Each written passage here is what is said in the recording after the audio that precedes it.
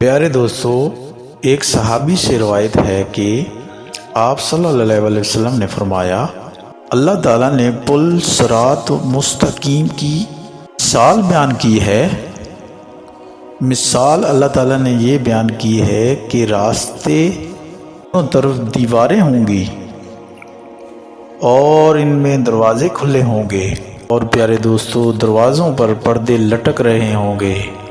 پیارے دوستو، راستے کے سرے میں ایک دنائی ہے، اور وہ دنائی یہ کہہ رہا ہے کہ راستے پر سیدھے چلو، سیدھے چلتے جاؤ، ٹیڑھے مت ہونا۔ پیارے دوستو، اس کے اوپر ایک اور دنائی ہے۔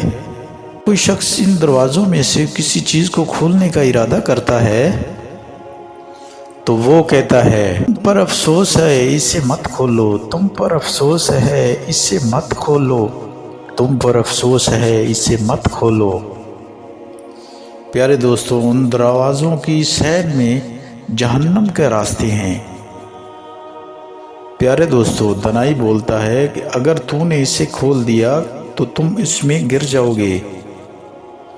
پیارے دوستو، پھر حضور صلی اللہ علیہ وسلم نے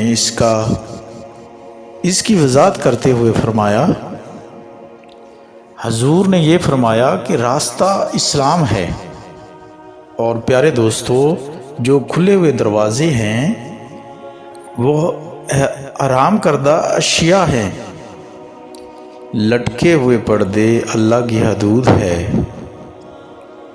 راستے کے سر پر جو دنائی ہے وہ قرآن شریف ہے، اور اس کے اوپر جو دنائی ہے وہ ہر مومن کے دل میں اللہ کا وعد ہے۔ پیارے دوستو، اللہ کا وعد یہ ہے کہ لا الہ الا اللہ محمد رسول اللہ۔ ہمیں جو ہے نا، ہر انسان کو اللہ تعالیٰ کی عبادت اور اللہ کے ذکر میں مشغول ہونا چاہیے، کیونکہ اللہ کا ذکر ہمارے لیے افضل ہے۔ پیارے دوستو، ویڈیو کو دیکھنا بھی ثواب اور شیئر کرنا بھی ثواب۔ اچھی بات کے لیے انسان کو کوشش کرنی چاہیے، کیونکہ آج کل ہم زیادہ تر بری باتوں پہ توجہ دیتے ہیں اور اچھی باتوں پر توجہ ہم نہیں دیتے۔